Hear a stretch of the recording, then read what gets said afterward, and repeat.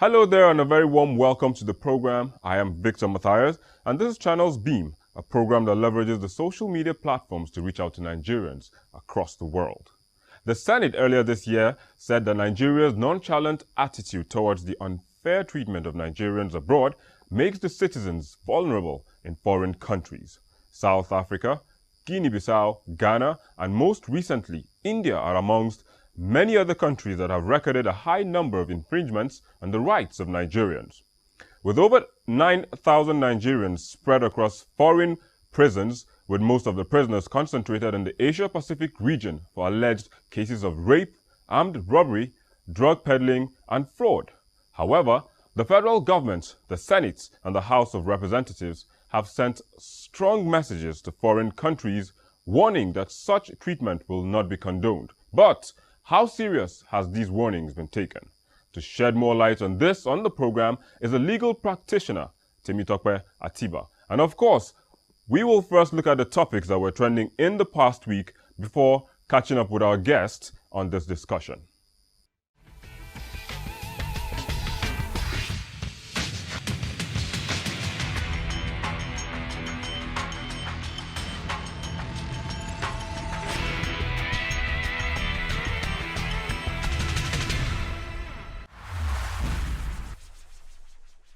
All right, Temitope, thanks for coming on the program. Good afternoon. Yeah, sure. When you look at this thing, I mean, we just saw this protest by Nigerians in India. Yeah. Nigeria has contributed so much money, so much resource in ensuring that peacekeeping missions, are taken out properly. But then our own citizens out there are not well protected. How did we get to that? Well, for me, I think it's simple. It's just the premium that the Nigerian government places on the human life. The average Nigerian's life, what does it mean to the Nigerian government? Do you understand? Yeah. Even here on ground in Nigeria, how much does the government obviously value the life of the average Nigerian? People die every day in different places in this country, and what we have are statements. Do you understand? Yeah. And people cannot treat you better than you treat yourself. So if the Nigerian government expects foreign missions or foreign other countries to treat the average Nigerian better, you have to show it from here. Charity begins at home. But I mean, I think they've been charitable in some way. I said charity begins at home. I didn't say charity begins outside. I didn't say we should go to Sierra Leone or we should go to Mali to go and keep peace. I'm saying here in Lagos, here in Abuja, here in Kaura Namoda, the average Nigerian should be treated with dignity. Do you understand? There are different ways you can diplomatically, your body, your posture, your diplomatic posture towards them, it might have to change. You might have to review the exchange between Nigeria and India.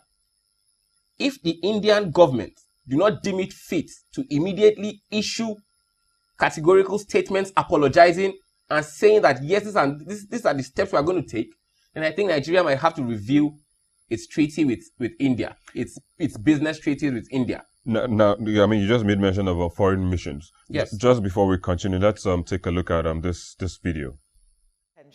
But let me also say that at this point in time that it is very important for us to realize that we do not have the powers to investigate or to bring to book, as it were, crimes in other countries. So, of course, what we do is ensure that that happens. And so the Nigerian embassy is a little handicapped. But with what happened in Guinea-Bissau, I mean, it was such a terrible thing, and so much so, and we could see the remorse of the government of Guinea-Bissau. So much so.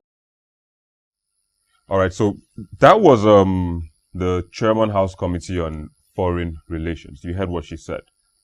Our foreign missions are kind of handicapped. So, I mean, how do if they're handicapped, definitely they can't protect our citizens. Yeah. So, what's the way forward, actually? First and foremost, the funniest thing is that if you've been out of this country, you realize that the Nigerian foreign missions don't communicate with Nigerians out there. It's very difficult.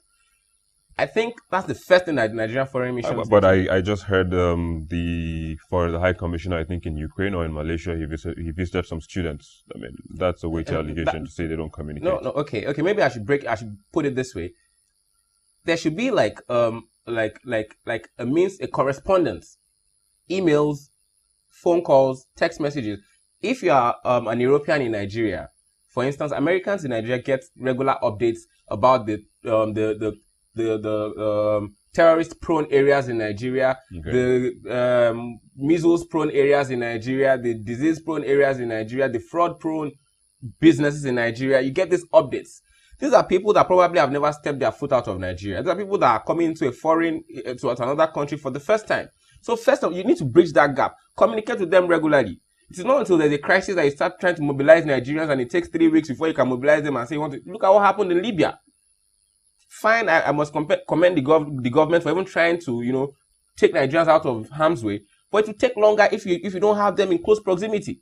So the first thing we need to do is have a compact network that, okay, yes, all you need to do is send out messages, they get it immediately.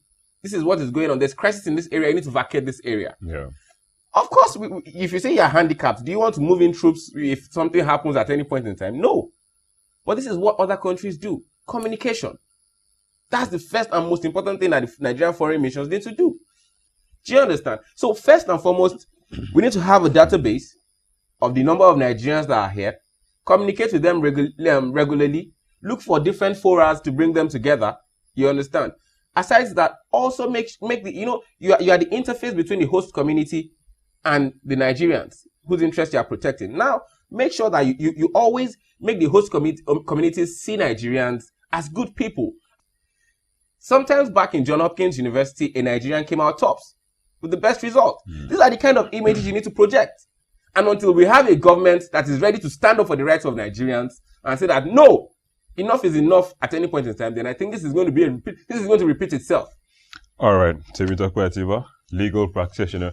Thank you for sharing your thoughts with us on this particular burning issue. Thanks for having me.